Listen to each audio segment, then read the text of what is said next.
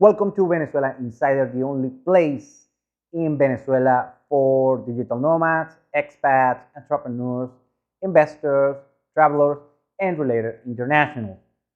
For more information, please visit venezuelainsider.com. Why the Venezuelan economy is growing, meanwhile the world's economy is tanking?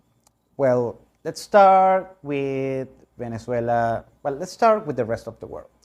What happened is during 2019, the economy was overheated. Right now, remember we had the GFC, the Great Financial Crisis, on 2008, and after that, the governments incurred on this quantitative easing or QE, printed money, but it's not printing money. But well, I'm not going to give you the economic overview of that, just a little review.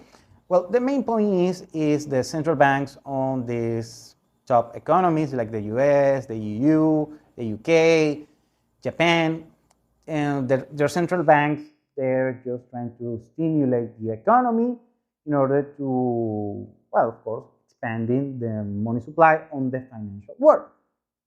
And that had some interesting results. They were slowly printing money. They were stimulating such economies, at least the financial assets on such economies. And after COVID, they panicked. The stock markets around the world just tanked, just nosedive. And after that, what they do first in the United States, they approve these stimulus checks, the CARES Act, and they literally printed trillions of dollars and euros and British pounds and Japanese yen, and most places did it. And in order to re-stimulate the economy, but this time they did it just basically throwing helicopter money on the whole economy.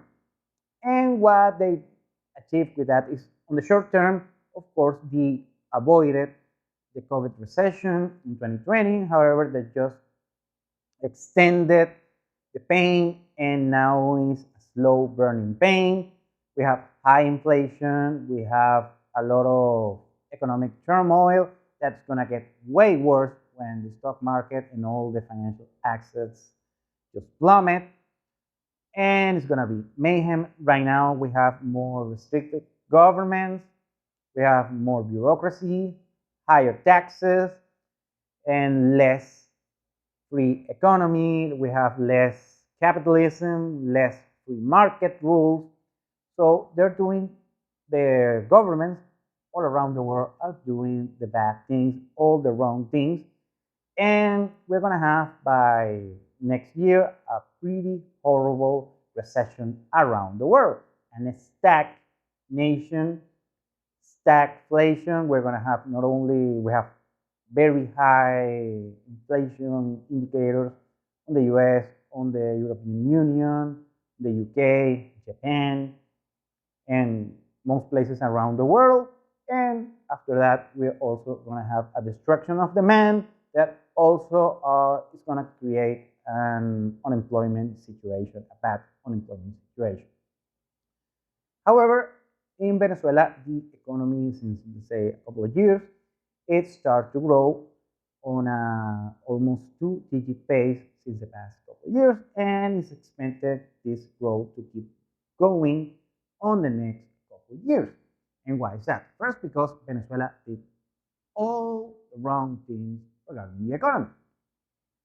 Money printing, overregulation, socialism, communism, Marxism, all the bad isms that you have on economics. Venezuela did it.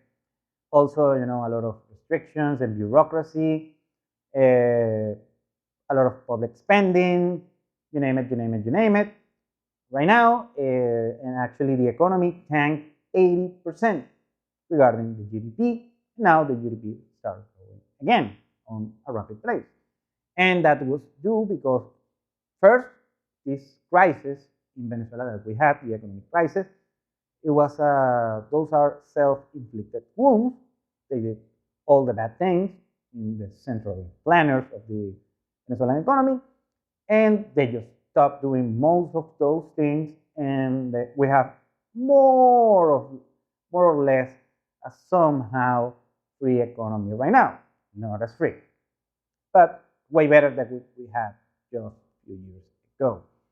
And actually, the Venezuelan government had to, I mean, they had to do some things like reduce the public spending, reduce the way they manage the economy. They, for instance, they allowed the USD to kind of be the legal tender here in Venezuela. Also, they allow more private initiatives, more private endeavors. They were pretty harsh with the private businesses over a decade ago. Now they're more prone to private companies, private endeavors, and such. And actually, this growth that we're seeing in Venezuela, have been seeing that because of private companies and private initiative rather than government initiative that actually I'm going to give it a little bit of credit because they reduce the public spending, the fiscal deficits, and the thing that actually the governments around the world are not doing. They're increasing the public spending, the fiscal deficits in the United States is awful. Debt to GDP ratios, they are sky high on the US, on European Union, Spain, Japan, you name it. Venezuela is actually shrinking that debt to GDP ratio. So what we're seeing is the consequences of very bad economic policies around the world, and it's going to affect the rest of the world pretty badly. Meanwhile, in Venezuela, we are starting to grow, and we are seeing some opportunities. I mean, take it with a grain of salt. Still, the economy is on recovery, but still it has a long way to go, so keep that in mind. So it's a very interesting historic situation for Venezuela because Venezuela is going to grow and going to grow a lot, of course, compared to this 80% contraction, 80% the economy tank, 80% their GDP. Now we're seeing a sustained growth. Let's say how long? I don't know how long it's going to last or how high it's going to keep growing the Venezuelan economy.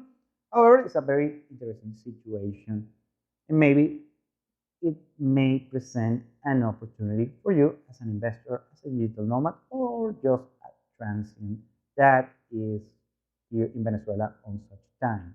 Thank you for watching the video. Please like, share, and subscribe. If you want to work with us, please visit VenezuelaInsider.com.